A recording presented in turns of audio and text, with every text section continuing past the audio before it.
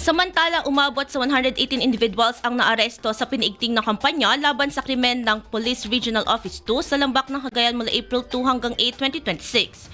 Ito ay bunga ng mas pinaigting na pagpapatupad ng Simultaneous Anti-Criminality Law Enforcement Operations o SACLEO na layong mapanatili ang seguridad at kaayusan sa rehiyon.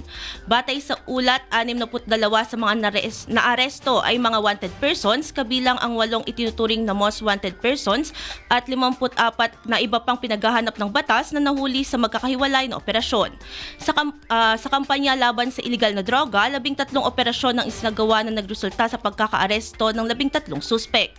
Nasamsam sa mga operasyon ang 12.57 grams na hinihinalang shabu na nagkakahalaga ng mahigit 86,000 pesos at mahigit 1 kilo ng marijuana na tinatayang nasa 1,960 pesos ang halaga. Samantala, 18 kataong naresto sa 5 operasyon laban sa iligal iligal na sugal.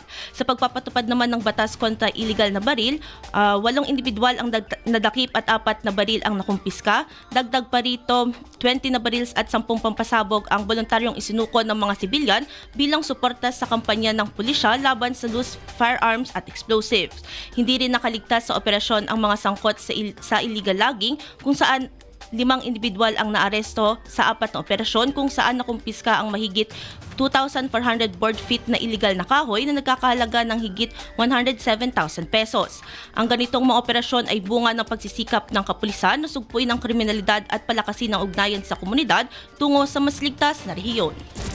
IFM News.